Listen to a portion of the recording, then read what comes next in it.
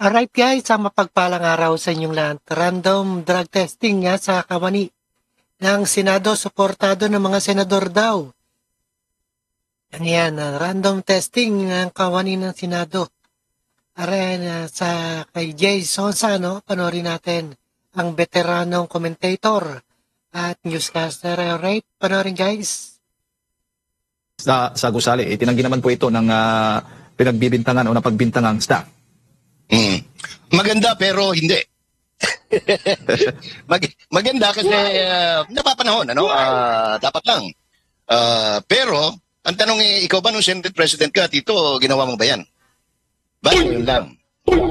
Pangalawa, bakit kaya mong manawagan sa iyong kapwa senador pero hindi mo kayang manawagan sa presidente na mas umailalim sa air follicle test? So, kaya ako sinasabing maganda pero hindi. Hindi dahil sa ngayon lumalabas na mukhang merong ibang dahilan, no? Dahil sa unang-una, number one, ano, doon siya nakakakilala kay Nadia Montenegro, yung artista, dating artista pala, na ngayon ay nagtatrabaho sa office ni Senator Robin Padilla sa Senado. Never siyang na-involve sa drugs in any controversy. At doon sa mga personal na nakakakilala sa kanya, lahat sila nagpapatunay na hindi siya nasangkot sa anumang pagkakalulong o paggamit ng ipinagbabawal na gamot. Now, inamin niya na siya nagbe-vape. At sa vape, iba-iba ang amoy niyan. At ang tanong nga dyan anong tawag nito? Bakit lumabas ito? Yung timing lang, no? Hindi natin kinu-question yung kusaan, no? Office of the, anong tawag niya, security ng Senate. Pero yung timing na pagkatapos ng butuhan sa impeachment. Alam naman natin, yung tanggapan at saka yung si Senator Robin Padilla ay bumoto sa dismissal, no? Kung binipili ng pangalan yata, archive na tawag nila yan. No? Pero actually, kung na yan equivalent to dismissal. Pagkatapos, naging marubdob ang kanyang panawagan doon sa pagbababa ng sintensya, no? O pagkakakulong doon sa mga minor de edad. The timing itself is suspect, no? Sabi nga sa English. So, tingnan natin sapagkat kung magkakaroon ng investigasyon dito, lalabas yan at yung kung magsasailalim sa drug testing at lumabas na hindi talaga gumagana yung o nagmariwana si Miss Montenegro, mukhang may katotohanan yun sa pantahan ng ilan, no? This is not in defense of Nadia, who I know personally, no? From the time na teenager pa siya, nag-artista, hanggang sa naging silang magpartner ni Mayor ng Caloocan, no? Madalas kaming nakikita noon, especially pag nag-golf. So, tingnan natin. Pero sabi ko nga, tama naman yung panawagan ni Senator, pero sabi, parang nahulog yan sa huliman daw at magaling na ihabol pa rin dahil nung Senate President siya, hindi naman siya nagkusa. And to think he's supposed to be an exponent of drug-free, no? So, pangalawa, meron nga rin sunod-sunod, pag tinignan mo yung social media, nire-review ka, halos mukha niya lahat, puro iisa ang topic. So, there seems to be an effort, no, a PR effort dito sa calling. Unang-una, parang ang tinutumbok ay si Senator Chis Escudero. Alam naman natin na yung nangyari, no? Nung impeachment hearing, nung deliberation sa Senate. Pangalawa, may hambing, may dudugtong mo na rin ito doon sa signing ng sa Malacanang na nandoon Senate President at iba pang mga senador. Yung very poor taste na pasaring ni President Marcos, no, ni Bonget, kay yung meron siyang very cheap joke na mga gusto mag-apply sa Supreme Court, yung ganon. Magkaroon lang daw ng autonomy. Sabi ng presidente, gusto niyo na mag-Supreme Court. Paano naman? How will cheese pass this legislation daw? Yan kaya nga very very cheap yung saltik kasi unang-una alam naman natin na senador is senador.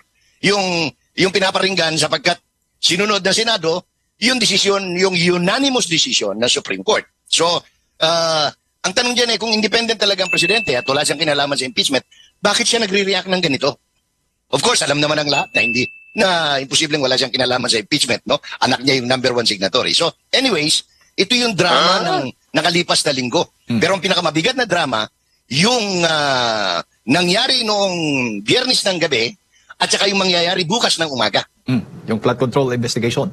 No, yung Biyernes ng gabi, yung biglang pag-resign, irrevocably ng direktor ng NBI at yung bukas, yung pasimula ng independent investigation ng Senate Committee on Accountability of Public Orders and Investigation, otherwise known as Blue Ribbon Committee, no? Po.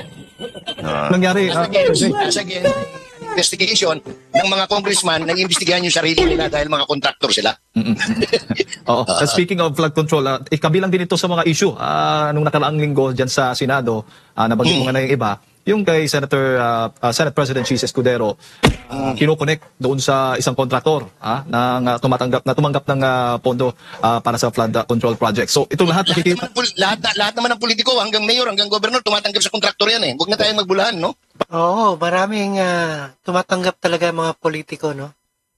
At kontraktor yan sa mga projects. Pangalawa, yung sinasabing nag-donate, hindi naman itinanggi ng Senate President na talagang nag-donate. At yung connection, nung nag-donate, kay Saldico, yung pinakamalaking kontraktor na naka-corner ng mga kontrata dyan sa DPWH at iba pang mga infrastructures na ang mga congressman, lalong-lalo ng Speaker of the House. At itong lahat ng issue na ito lumabas after the decision ng Senado, Sir Jay, Correct. Doon sa impeachment nga laban kay Vice President Sara. So parang nagiging sunod-sunod, tulad sa sabi mo nga, parang PR effort na sirain ba ang Senado? It is an effort, no, very cheap lang dahil masyadong obvious. Alam mo, kung hindi sana nagkaroon ng kung prior to the discussion, okay yan eh.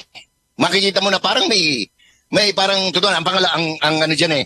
Pero ang pinaka-cheap diyan, kaya ako sinasabing cheap. Presidente ka, sasabihin mo, eto yung mga ba't di mo pangalanan? Sino mga beneficiary owner niyan, no?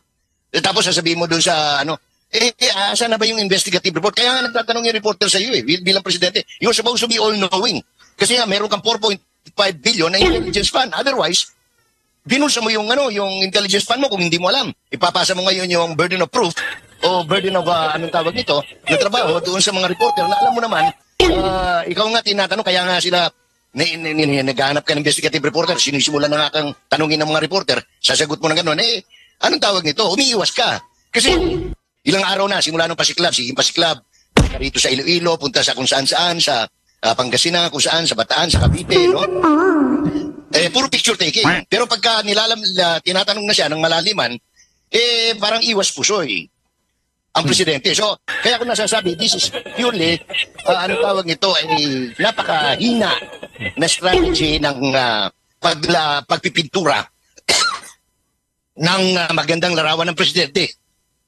Sir Jay, ang nangyayari ngayon, nag-aaway na, Senado, Kamara, nagtuturuan kung sino ba yung mga tinatawag na mga kontraktor o kontraktor, ng mga mambabatas nga daw na may nadawit dito nga sa mga contractors na nakatanggap ng bilong-bilong pondo para po sa flood control projects. Sino ba talaga? Senado o Kamara? Yan po yung nagiging issue ngayon.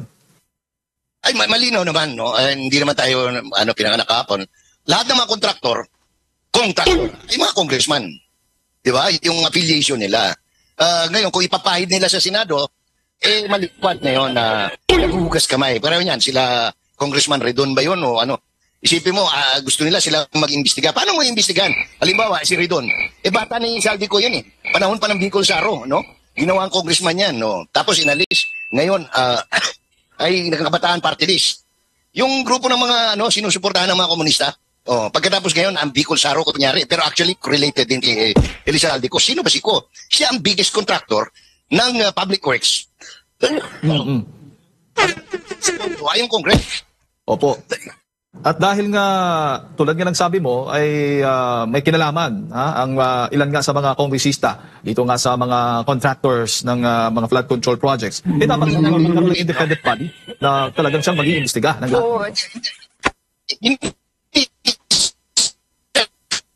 Nilahi. Sir Jay, ayos sa congressman, Construction and Development Corporation. Sino may-ari? Si Congressman Adjong, di ba? Ulitin mo nga Sir Jay, nga naputo lang yung signal mo kanina. So dahil nga nauugnay yung mga kongresista, yung mga mambabatas dito sa issue na ito, yung isang independent body talaga ang dapat manguna at mag-imbestiga dito sa issue ng flood control projects. Hindi pwede kasing Kongreso, Jade. Kasi number one, halos lahat sila, pinangalanan na nga naglabas na nga na listahan, 67 congressman. Example na lang, no, para hindi nila sabihin na we're talking in riddles, no? MMA Construction and Development Corporation. Ano yung MMA? Mamintal Adjong, taga-ari ng pamilya ni Congressman Adjong. Nakaupo sa Kongreso, no? Sino bang may-ari ng pinakamalaking construction na nakakorner ng maraming kontrata sa Pampanga? Si former Deputy Speaker, Senior Deputy Speaker, Aurelio Dong Gonzales. Oh. Sino may-ari ng Sunwest? Saldico. Sino may-ari ng Highton? Si Tonico, kapatid ni Saldico. Ang founder ng lahat ng kumpanyang yan, si Saldico. Oh. Sino ba yung mga iba pang mga St. Patrick, kung ano-ano pa? Oh, puro related kay Speaker Romualdez. So paano maniniwala sa investigasyon nila? Oh. Pero mas pabor ka na dito sa Senado, magsasagawa sila, bukas nga, magsasagawa sila ng investigasyon sa pangunguna ni Senator Marcoleta. Alam mo bakit pumapayag ito? Okay na yan? Kasi number one, ang Senado, ang mga senador ay elected at large ng buong Pilipinas.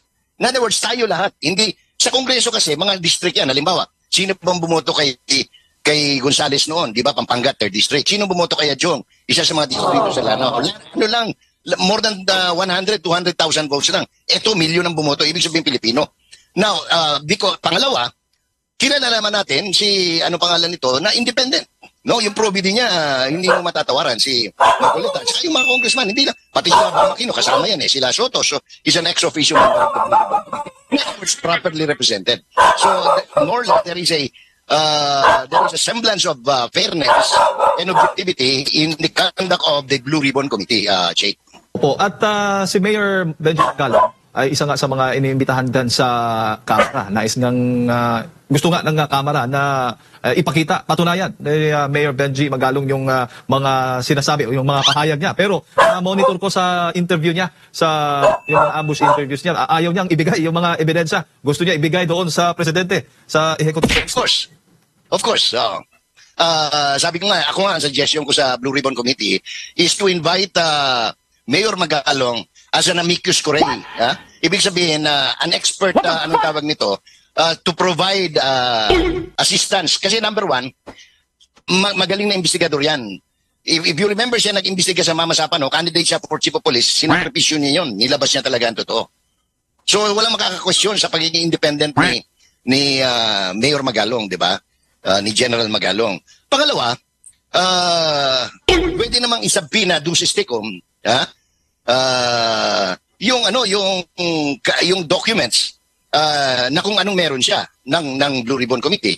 Pangalawa, remember, sabi ni I expect today, no, Jade, baka anong tawag nito, I'm not without intention of outscooping the other media outlet, no, ng SMNI. I expect today na magkakaroon ng privilege speech si Senator Ping Lacson identifying the 67 congressman na sangkot dito sa multi-billion if not trillion peso infrastructure mess, no, at the DPWH. Opo. Pero iyan pala isang ano na yan. Pero yung congressman talagang that's a no-no. Anong tawag nila? Very cheap, very foul. Yung sila mag-iimbestiga sa sarili nila. Po. Pero Sir Jay, masama ho ba if yung mga congressman naman, bago sila naging congressman, ay mga kontratista po sila? Dapat kung maging congressman na sila, itigil na nila? Alam mo, hindi matitigil yan kasi ano yan yung sinasabi ng magda-divest, sa paper divestment lang yan, wala namang katotohanan yun. Because in reality, they still run the business. Kaya nga sila, because ang realidad dito, no, the Philippine practical politics, yung mga kontraktor na yan, kaya pumasok sa politiko to corner contracts and at the same time, para magkaroon ng, anong tawag nito, ng power, ng influence, para maproteksyonan yung kanilang negosyo. Opo, bago ko lang ipasa wag na tayong magbula-bulahan kasi yan naman talaga ang totoo. Opo, bago ko lang ipasa kay partner Admar, kung ganun po, Sir Jay, na ganyan po yung nagiging layunin nila para maprotektahan yung kanilang mga negosyo, hindi ho ba may conflict po yan sa interest? I mean, ikaw bilang isang public servant, may pananagutan ka, responsable ka, accountable ka sa ating mga kababayan, yung pera ng mismo ng mamamayan gamitin sa tama. Pero ikaw bilang isang kongresista, meron pala, isang kontraktor pala, may negosyo. So, dapat bang isang panukalang batas o dapat bang amyendahan o reviewin kung dapat lahat ng mga papasok na mga politiko itigil, wala na, sarado na dapat kung sila itatakbo bilang isang public servant. Pwedeng mag-propose, no? Walang problema doon sa panukalang batas. Ang problema kung lulusot pa. Because remember, sabi ko nga, kung totoo, no, na karamihan ng mga mambabatas sa mababang kapulungan ay kontraktor, magpo-propose ka na ngayon, hindi nila palulusutin yun dahil masisira yung negosyo nila, yung racket nila. Di ba? Walang pinagkalayo yan. Noong pa man, panahon pa nila Congressman Hoson, no? Sa mababang kapulungan, pinapasa na yung anong tawag nito? Yung magkakapatid, magpipinsan, anong pangalan nun? Dynasty law. Hindi lumulusot kasi nga, saan ka naman nakakita? Ang congressman, yung governor, kapatid, yung vice governor, asawa, yung ganito, congressman, tapos may party list pa. Example na lang, Quezon, si J.J. Suarez, regular congressman ng distrito, yung asawa niya, party list representative, si Alona. Di ba? Oh. Yan ang mga example na, anong tawag nito? Dumilat eh. Opo. So, from a political science standpoint, pero it is, anong tawag ito? It is an imponderable in Philippine politics, Jay. Huli na lang, Sir Jay, hindi ho ba sa COMELEC meron silang monitoring yan doon sa mga politiko na nakakatanggap ng campaign funds mula sa mga kontraktor? Hindi ba paglabag yun sa batas? I do not know exactly kung may paglabag sa batas because, anong tawag nito? Lahat sila, sabi ko nga, huwag na tayong maglokohan. Halos lahat sila tumatanggap ng donation mula sa kontraktor. Kahit na tumatakbong konsyal lang, kapitan, merong ganun. Kaya, nung lumabas nga si Chairman Garcia, tungkol siya, naiimbestigahan nila, kapag ka dinisqualify nilang isa, mauubos lahat ng, 90% siguro ng mga elected officials, matatanggal sa trabaho kung magtatanggal man sila. Because even the President, si Marcos, I'm sure, directly or indirectly, tumanggap yan ng anong pangalan nito, ng donation from a contractor or a friend who is into construction business. Manong Jay, mayong buntag, shift naman tayo sa ibang usapin. Naging mainit din Yes. po yung debate patungkol po dito sa panukala na Alright guys, napakinggan ng random drug testing na nakawani ng Senado. Suportado ng senador. Alright, at maraming salamat sa panonood pakinig dito kay Rob Trip and see us again. The next one, and peace out.